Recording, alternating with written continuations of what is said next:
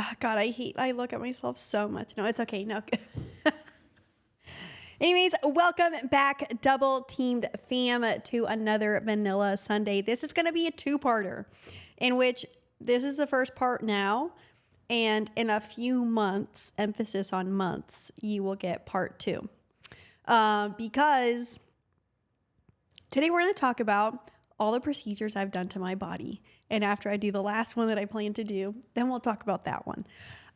So let's start out with, where do we start? Okay, so first things first, and I'll also just kind of give like tips and how I went through these procedures and, my experiences, and hopefully if someone's wanting to go through the same, etc., maybe this is inspiration and it answers some of your questions. So first things first thing Nicole and I ever did to our bodies back in, I believe, 2017 was we got our boobs done. So when I say there is no pain like what you feel post boob job. I hate going under anesthesia. That was the first time that I went under anesthesia, and I vividly remember, like, when I woke up, I was so groggy and so out of it, and it took me like an hour really to like fully come to. But the procedure itself was pretty easy, right? You go in, they put an IV, they take you to the operating room, strap your arms, which was I did not like that. They strapped my arms. I remember because at the the last thing I remember before I went down under the anesthesia was I said, I feel like Jesus. And then just boom, done. I was out. And then the next thing I knew, I was waking up. And yeah, again, groggy. I didn't like being under anesthesia. And yeah. First 4 days of getting a boob job. So we did the round implant textured. Kind of wished I didn't do textured, but oh well. And we did under the muscle. We both got 255 cc's, so a very natural look. Each 100 cc is 1 cup size. So we went up basically about 2.5 cup sizes, right? Before we were like A, B's, very light B, if you will. And then post boob job, now I'm like a CD basically. Just depends on I don't really wear bras, but if I were to shop for a bra. But one of the things with our boobs, for example, is my sternum and my rib cage kind of cave like this, right? So if you're watching on YouTube, it's kind of like a little mountaintop, right? So it makes my boobs face out. You have to remember when you're getting a boob job, it's exactly what you have, just enhanced. So it's not like I was going to go in thinking, oh, I'm going to get a boob job and suddenly I'm going to have cleavage. No, I don't have cleavage. My boobs are still a little bit far apart. Love them though. If I push them together, sure, I can make some form of, everyone on YouTube's just watching me grab my boobs, some form of cleavage happen, but naturally they just sit exactly where they were before. Now there's just an implant. Because we went under the muscle, then we get the natural teardrop shape rather than, the shelf look, which some people go for. And if you're a bodybuilder, I think most bodybuilders go over the muscle, so they're not, because if you work out a lot, basically you have 2 muscles, right, around your boob. So you have your pec major and your pec minor. Again, this is a episode that I strongly suggest you watch on YouTube because I'm kind of showing you a little bit. So they had to cut my pec minor and my pec major in order to get the implant in, right? So I this very bottom corner, there's not really a muscle there anymore. It's just straight implant, right? But pec major and minor have, come back together to where they need to be, and we're all good and well, right? But again, it gives you that teardrop shape. If you work out your pecs a lot, it's going to look, with breast implants, it can look very weird, which is why some women opt for the over the muscle look, even though it's not going to drop naturally or look like a natural drop, right? Moving on. Um, the healing process is pretty extensive. First 4 days, you have to like sleep like sitting up, which can be kind of uncomfortable. You can't really move your arms much past like this point, right? So I remember Nikki did hers first so that I could be there for her post surgery and her husband at the time. And then I did mine second, and my mom came to help me because I believe Nikki was traveling at that time. But anyways, you're going to have someone, you can't reach up to wash your hair, right? You can't, like, bending over also just kind of hurts too, because there's just so much pressure in your chest from your muscles being cut, and now they're trying to heal. It hurts like a bitch, like an absolute bitch. Oh my God, the pain was awful. But anyway, you're going to want to put all your stuff in your kitchen at like countertop height, because you're not going to be able to reach anything. However, they do want you to do like exercises, right? So when they put the implants in, your body's going to naturally form a pocket around them. There's going to be air bubbles. Nerve endings are going to start reattaching. You're going to get like random zaps on your nipples. So there's 3 ways that they can put implants, right? Through your armpit, through your nipple, and then under. We did under the boob. And the scars aren't that bad, which honestly, I suggest going under the boob or through the armpit, because I've seen what it looks like when it goes through the nipple. And the scar can just be way bigger.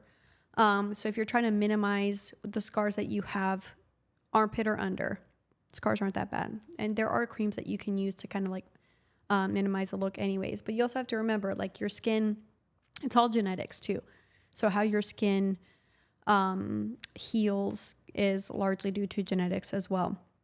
Might I suggest get a good surgeon that actually cares about you and what your body is going to look like after. If you want big old knockers yourself, go for it. If you're unsure about the size and you go to a doctor and they're like, get 500 cc's, well, goddamn, like, does 500 cc's fit your body, or they just want to, give you the biggest look? I like that I went smaller. I didn't think I necessarily needed to go much bigger. I think at first I was pissed because like I wanted big old boobies, but then the moment that I saw just like how good they looked on my body naturally, I was like, okay, dope. I fucking love this look. My surgeon did a great job. A lot of people are surprised when I tell them that I've gotten a boob job. So like I was saying, you're going to want to do your little arm raises, just to like, keep things moving, get mobility back. Guys, I'm not kidding you. The pain sucks. Also, it does take upwards to a year. So to fully heal and see the full result. So for like the first 4 months, you're going to be really swollen. And especially like the first like month and a half, you're going to be extremely swollen, and they're going to be like up to here. It's going to look ridiculous. You have to wear this bra. It's not sexy at all. So, also you can't really have sex for like 4 weeks. Can't do any you can't lift more than 10 pounds for like the first, I want to say 3 months. And then after that you can lift over 10 pounds. So it does, getting a breast, augmentation, it does change your life a lot for the first 3 to 6 months. After that, it gets significantly easier. And then after a year, you finally see your full result. If you have more questions, maybe you're considering a breast augmentation, we're always happy to answer questions if you have any. I was blessed in the fact that I had people around me to like walk my dogs, to help me cook, clean, etc. Because like you can't really do all that shit.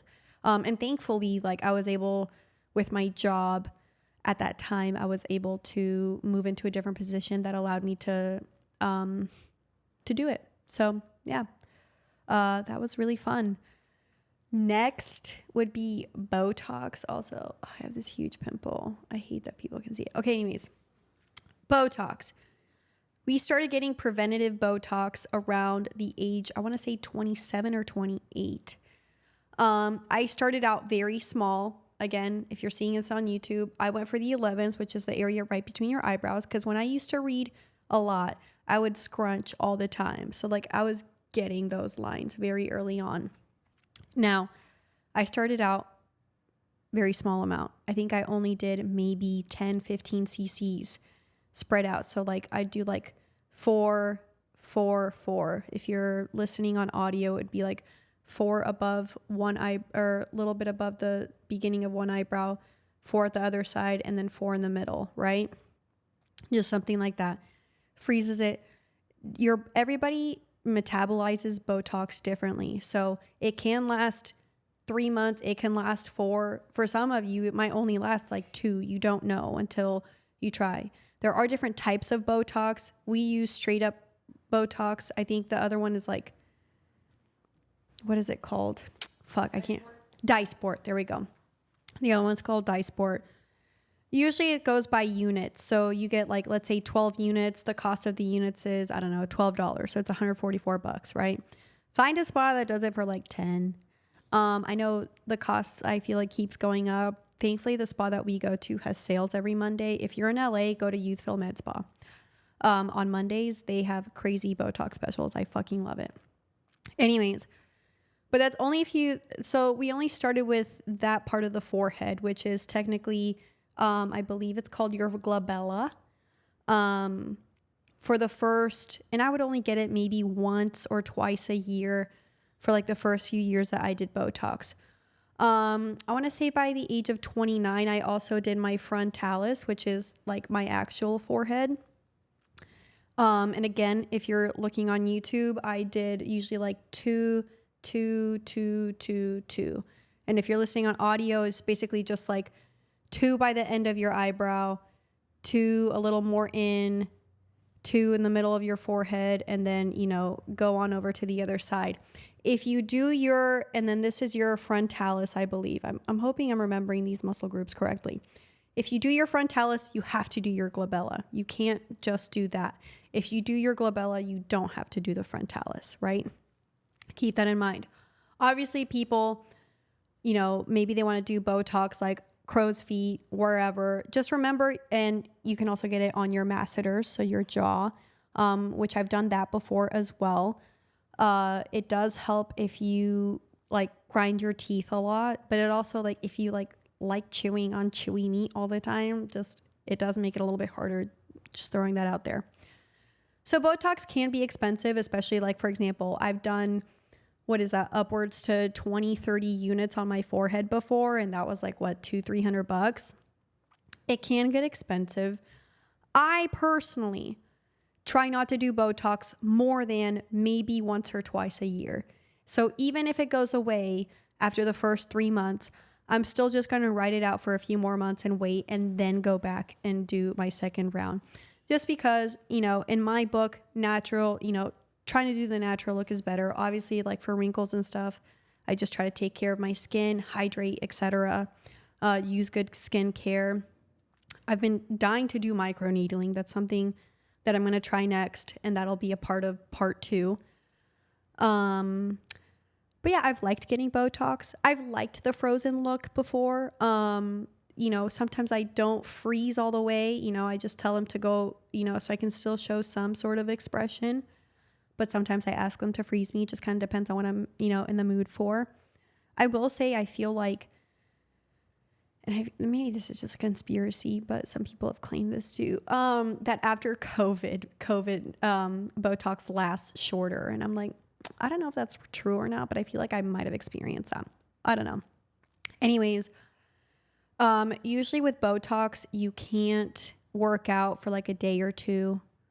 And you don't really want to sweat too much in that area. So, take a break from the sun that day, wear a ball cap, or, you know, wear like sun protection, and don't work out for a few days, and you're good to go. You might get headaches if you get Botox,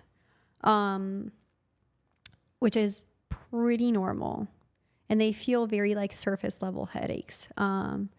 But that typically goes away within like the first 10 days. Also, it does take about 10 days for you to see the full result of your Botox.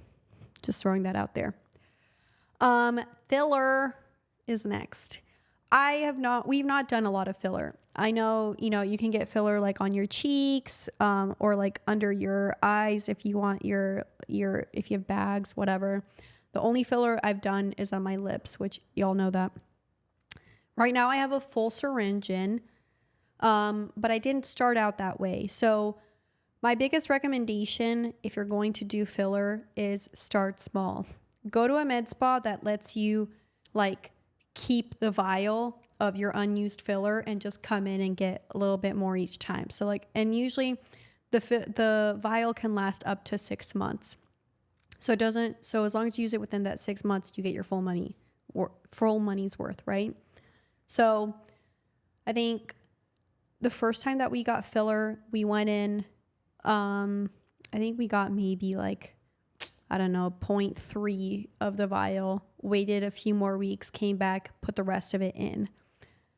That's the way that I suggest to do filler, because I feel like it allows your, I don't know, especially if you're doing your lips, like it allows your lips to adjust. For this round that I got this year specifically, I went in February, got about half of it. Went in, I want to say in April, got 0.3. And then just a few weeks ago, right before Europe, I went and put the last like 0.2 of my vial in. One syringe is actually, it's pretty, I want to say for me, it's a little hefty. Like you can feel it, which I think is fascinating. But I like the thickness. I do. But I do feel like since it's like a lot more volume, that it can just like cause a little bit of puffiness on the sides of my mouth, which I try to be like cognizant of. Filler is also pretty expensive. I think for the one syringe, it was like $500, which is what I paid. And it can last anywhere from like 6 months to a year and a half. Again, it just depends on how your body metabolizes it. I'm not gonna lie, getting filler in the lips can hurt like a motherfucker. Now, usually they numb your mouth. They can also do like the dental, like the dental dam block where they like go in and inject numbing stuff too. I don't think that helped. Honestly, just get the topical numbing cream, leave it on there. It tastes disgusting. Don't open your mouth. Once they put it on, leave it in for like a good like 20 minutes and just expect pain. Expect pain. After that first time, it does get easier. Oh, that was aggressive. After the first time, it does get easier. So just know that the first time is always going to be the worst, right? You're going to be fine. You're going to like your results. Don't use a straw if you're going to get lip filler. I don't know much about cheek filler or like jaw filler because I've never done that. So I can't speak to that, but I will say if you're getting lip filler, can't use straws.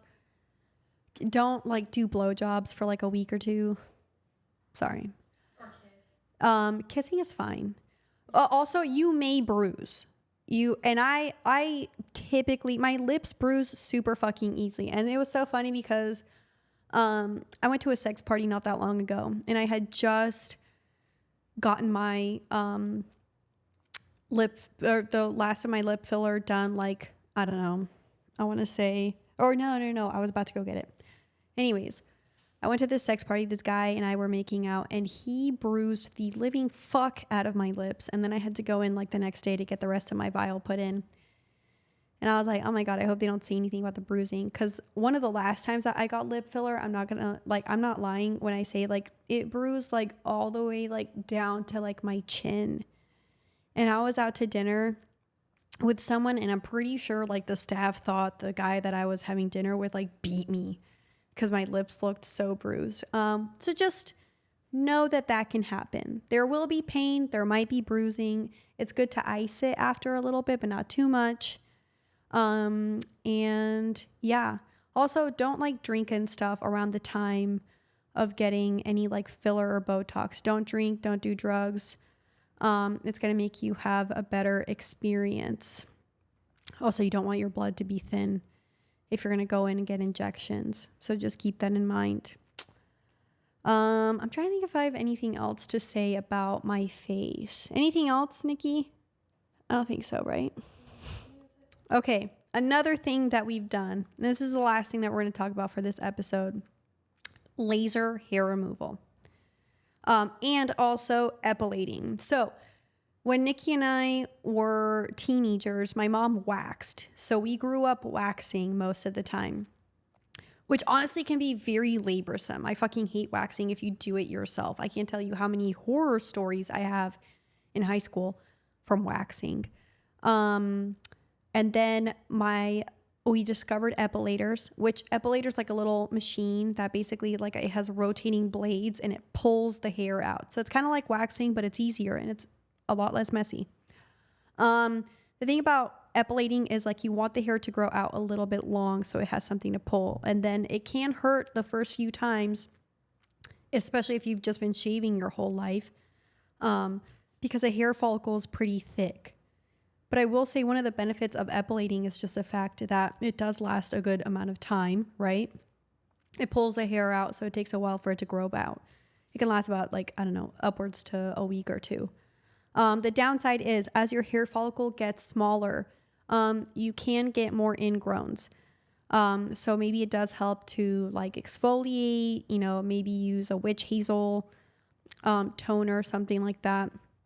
Again, everybody is different. Everybody has different like hair thicknesses and different skin, etc. So I don't know if epilating is right for you, but I would suggest it. I put a few friends on epilating and they fucking love it. So try it out. I usually use it like on my cooch, my armpits, maybe my little like navel area right here above my belly button if I get a few little hairs there. What else? I don't use it on my legs. I just shave my legs. I mean, I use it like maybe like on my upper thigh, but that's about it. Yeah. But laser hair removal. You're going to want to start out doing this like 6 to 8 sessions, and you want to be consistent with it because it's going to give you the best results. Again, everybody is different. So for some people, I know that laser hasn't worked because it can give them, ingrowns, whatever. I have found that I really like it. It's made the hair down there really thin. So epilating is very manageable. It's not like I have to do a lot. And the spa that I go to, which I believe is in Burbank, I forget what it's called. They usually do it for, I want to say $40 for a full Brazilian, which there's nothing more humbling than going into a med spa, taking your pants off in front of a stranger and literally having her open your pussy lips so she can laser. And then you have to flop over and spread your ass a little bit so she can get your asshole. It is very humbling. It's also hilarious because you're also just like talking about like the weather. One time this one girl the girl that was doing my lasering was telling me about her wedding while I'm just there like holding my butt in the air. And, she's like, yeah, I'm getting married in Cabo. I was like, oh my God, how great. Like it's fun. But one thing I would like to mention with lasering, don't do it around your period. There is a little bit of pain associated with lasering, just because as you go up in intensity so that it works better, it's like a little heated sting, but it's not bad. But if you're on your period and there's like all that blood flow coming to your nether regions, it hurts. It hurts really bad. So try to schedule lasering when you're not on your period. Also, just remember, you can't tan 2 weeks before and 2 weeks after, and you don't want to like do any like saunas, or don't put your heat seater on. That's another thing. Oh my God. One time I got laser and it was winter, and I got in my car and I turned the heat seater on, and all of a sudden my vagina was on fucking fire. And I was like, oh my God, why? And then I realized why, because I just gotten laser. That area is sensitive. You want to be careful with it. And yeah, that's that's what I've done to my body so far. And I've done like facials and stuff. Again, I'm trying out microneedling. I'm doing one more procedure that I'm not going to tell y'all what it is until after. But I'm excited to see what it's like. And yeah, I think, microneedling is kind of like the top thing on my list right now because I really want to get rid of like some of my acne scarring from when I was younger. And so I hope this helped for anyone maybe wanting to try out, breast augmentation or laser or whatever. Those are just or Botox. Yeah. Those are just the tips and tricks that I have. So thanks for tuning in, guys.